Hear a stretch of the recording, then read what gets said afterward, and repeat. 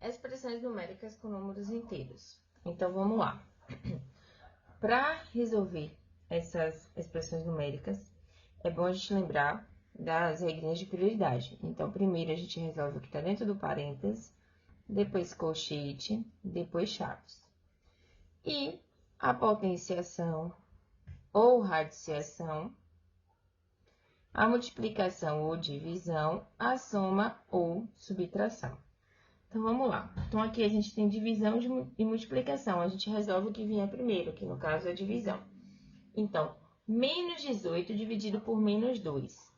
Bom, para a gente dividir números inteiros, a gente tem que lembrar da regra dos sinais, onde mais com mais dá mais, menos com menos dá mais com menos dá menos e menos com mais dá menos.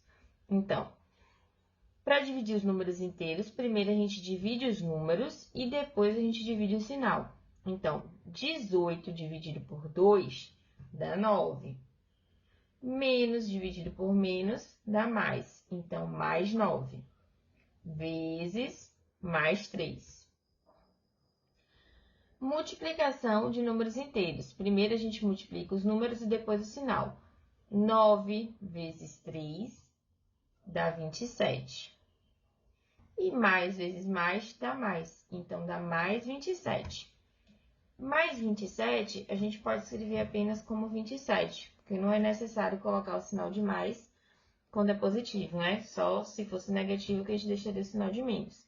Então, 27. Vamos para a próxima. Bom, aqui a gente já tem uma expressão mais completa, onde a gente tem os parênteses, os colchetes e as chaves. Então, lembrando que a gente precisa, pela ordem de prioridade, resolver primeiro o parênteses. Então, vamos lá. Abre as chaves. Aqui a gente não tem o que resolver, então só repete. Mais, menos 2, vezes, vamos resolver esse parênteses aqui. Mais 8 menos 5. Eu tenho 8 e devo 5. Se eu tenho 8 e devo 5, significa que eu tenho 3. Então, isso daqui dá mais 3. Então, vezes mais 3. E repete os demais.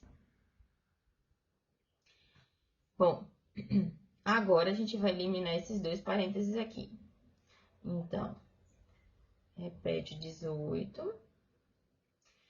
Multiplicação de números inteiros. A gente multiplica os números e depois multiplica os sinais. Então, 2 vezes 3 dá 6.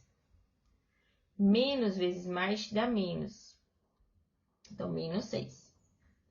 Dividido por menos 6.